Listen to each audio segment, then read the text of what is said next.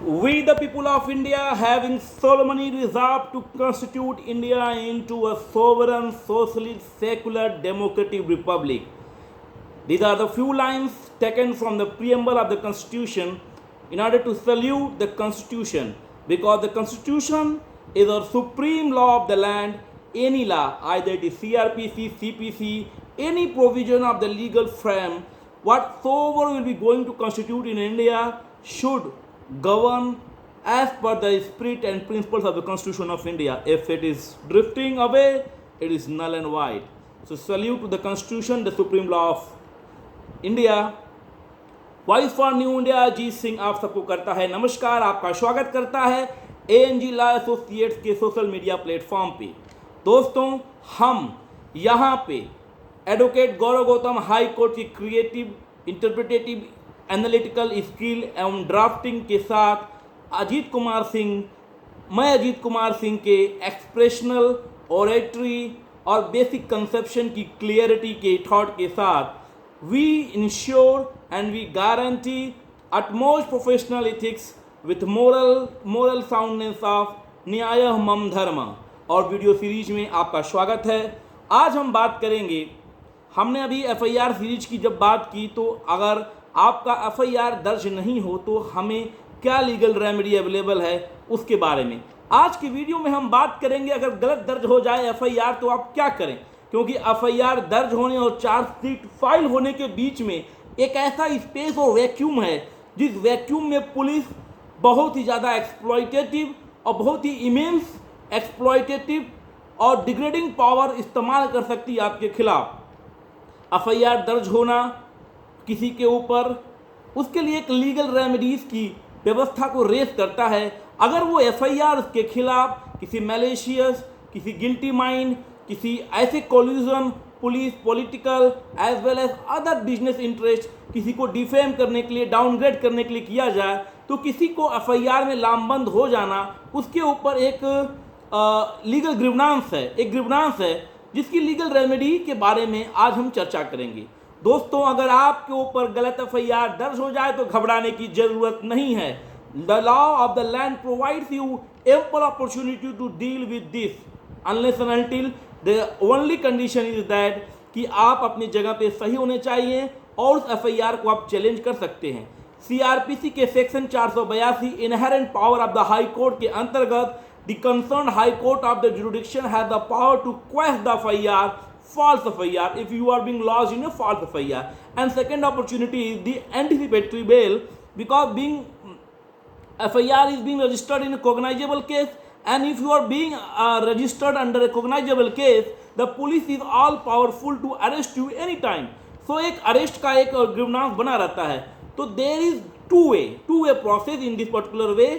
Either you can go under section 482 under the inherent power of the concerned high court, you can just request the concerned high court through proper proceeding to quash the false FIR being lodged upon you, और आप anticipatory bell लेके FIR के, गलत FIR के खिलाफ आप एक proactive protection ले लेते हैं और बाद में चार्जशीट फाइल होगी, गलत एफआईआर है, आईओ ईमानदारी से काम करेगा तो आपका एफआईआर ऑलरेडी फाइनल रिपोर्ट लग जाएगी, आप बच जाएंगे।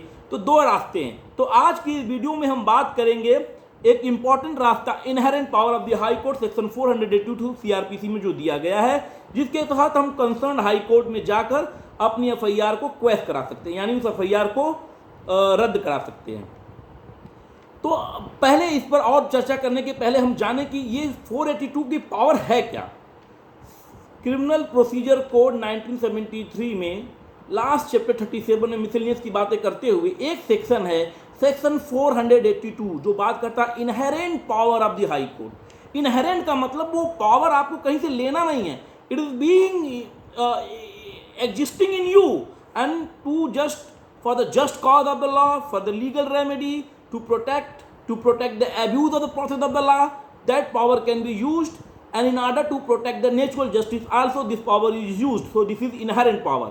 One thing also I am to mention here कि ये जो inherent power है वो ऐसी पावर है कि वो arbitrary power नहीं है, वो मिसयूज नहीं की जा सकती है, वो मतलब कि विदाउट प्रिंसिपल नहीं यूटिलाइज की जा सकती। जब तक कोई ऐसा काल नहीं आता है तब तक उस पावर का इस्तेमाल नहीं हो सकता है।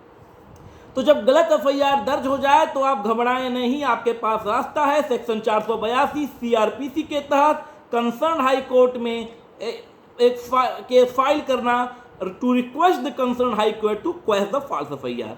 तो 482 में एक जो वर्डिंग ओपनिंग स्टेटमेंट वो कहता है नॉट विथ स्टैंडिंग, यानी दोस्तों not with standing anything in this code, यानी इस सीआरपीसी के किसी भी कोड के ऊपर है ये 482 का पावर, यानी किसी भी प्रोसीजर किसी भी एस्पेक्ट में, जैसे 154 में आपके ऊपर एफआईआर दर्ज हो गया, तो ऐसा नहीं है कि 154 की धारा आपको इस रेमेडी को लेने से रोक सकती है, मतलब कुछ भी हो सेक्शन में दिया हुआ हो, लेकिन 482 का पावर हाई कोर्ट को ये एम्पावर्ड करता है कि वो प्रोसेस ऑफ द लॉ को, मतलब कोई कोर्ट का डायरेक्शन है उसको गिव इफेक्ट करने के लिए 482 का पावर इस्तेमाल कर सकती है to just protect the abuse of the process of the law. And the third thing is that मतलब इक्वल जस्टिस और law, just and reasonable law को होल्ड करने के लिए इस पावर को इस्तेमाल किया जा सकता है। लेकिन ये इनहेरेंट पावर है तो इसका एब्यूज़ ना हो, इसके लिए माननीय सुप्रीम कोर्ट ऑफ इंडिया के बहुत सारे जजमेंट्स हैं।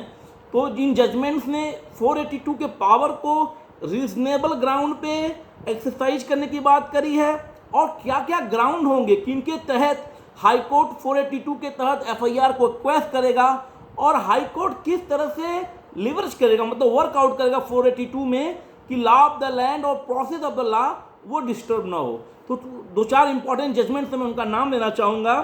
एक state of West Bengal versus Son Kumar Guha 1982, एक जजमेंट है state of Haryana versus Bhajan Lal in 1992, एक जजमेंट है नारायण महलारी थोरट बनाम विनायक दामोदरन भगत का जजमेंट है, एक जजमेंट आपका Anand Kumar Mohta versus state of entity of Delhi है, एक जजमेंट है आपका Joseph Thalbaraj A versus state of Gujarat.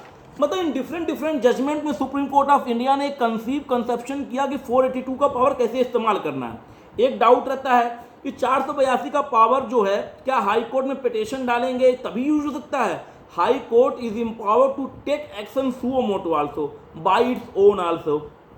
एक एस्पेक्ट और है, मान लीजिए आपके खिलाफ गलत एफआईआर हो गया, आप हाई कोर्ट में प्रोसीड किए, अभी आपका जो प्ली है एडमिशेबल नहीं हुआ या उसकी जो प्रोसीडिंग्स वो स्टार्ट नहीं हुई, एन वक्त पे चार्जशीट फाइल होगी, तो क्या आप गिरफ्तार कर लिए जाएंगे? या चार्जशीट फाइल हो जाने पर क्या आपको एफआईआर क्वेश कराने का पावर नहीं होगा?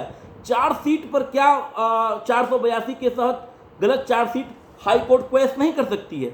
इन सारी तमाम बातों की बात करते हुए दो इंपॉर्टेंट जजमेंट की बात मैं करूंगा, जिसको मैं सुप्रीम कोर्ट ने state of Haryana versus Bhajan Lal case में एक गाइडलाइन दी, जिस गाइडलाइन को फॉलो करके हमको ये दिखाना था कि कैसे हम जो हाई कोर्ट है वो 482 का पावर इस्तेमाल करेगी क्वेश ऑफ एफआईआर करने के लिए। यानी 7 बिंदुओं की बात हुई, जिस बिंदुओं को प्रकाशन में लेते हुए, ध्यान में लेते हुए, कंसिडरेशन में लेते हुए कंसर्न हाई कोर्ट को 482 के पावर को इस्तेमाल करना है। और एक चीज़ स्पेसिफिकली मैं मेंशन कर दूं, आनंद जो जजमेंट था, Anand Kumar Mohta versus state entity of Delhi और Joseph Salvaraj A versus state of Gujarat, इस जजमेंट में ये है कि अगर आपकी प्रोसीडिंग्स 482 के तहत एफआईआर को क्वेश करने की भी पेंडिंग है और इस दरमियान अगर चार्जशीट फाइल हो जाती है, उसके बाद भी कंसर्न हाई कोर्ट को यह पावर है कि एफआईआर को क्वेश कर सकता है, इवन दो चार्जशीट को भी क्वेश कर सकता है। यानी filing of the chargesheet is not going to make the high court handicapped in delivering the judgment under section 482 to quash the false FIR.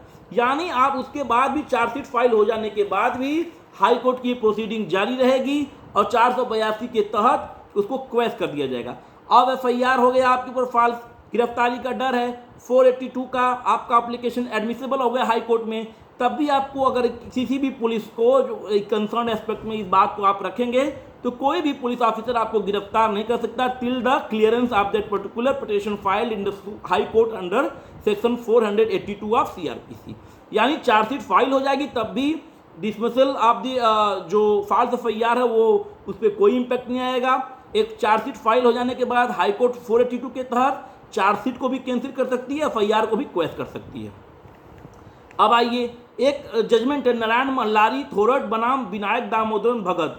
इस मामले में सुप्रीम कोर्ट ने यह कहा कि भाई देखो, अगर डिस्चार्ज किसी भी छोटे कोर्ट में या lower court then high court में डिस्चार्ज ऑफ एक अन्वेषण मामला है, तो उस मामले में भी आरोपी को जैसे कि एग्जैक्टली क्या है कि एफआईआर के ही कंटेंट में हाई कोर्ट को ध्यान देना होगा, उसका गिल्टी माइंड मेंस रिया को जज करने का इसको अधिकार नहीं है।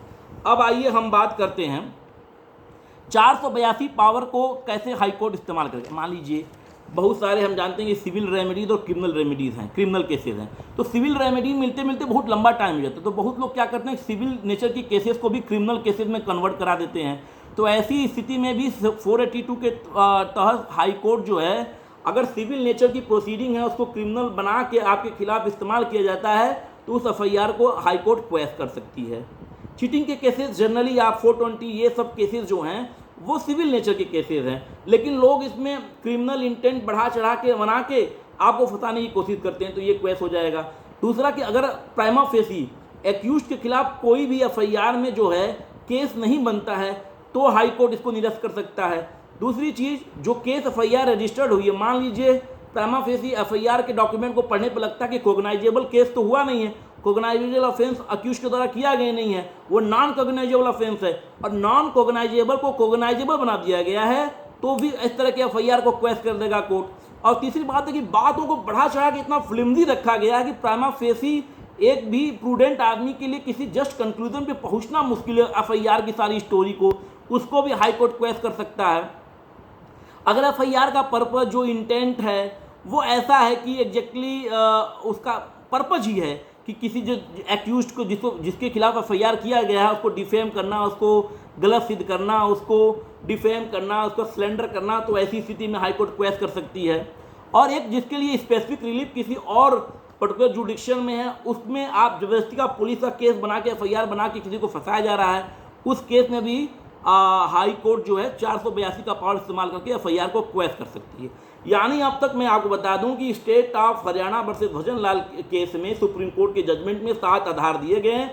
इन 7 पॉइंट्स को कंसीडरेशन में करके 482 का पावर इस्तेमाल करके एफआईआर को क्वेश कर दिया जाता है। लेकिन यहाँ मैं बताना चाहूँगा न्याय एवं धर्म की भावना से ओतप्रोत होकर कि एफआईआर गलत होनी चाहिए, और अगर आपके खिलाफ कोई एफआईआर गलत कर दिया है तो आपको घबराने की जरूरत नहीं है।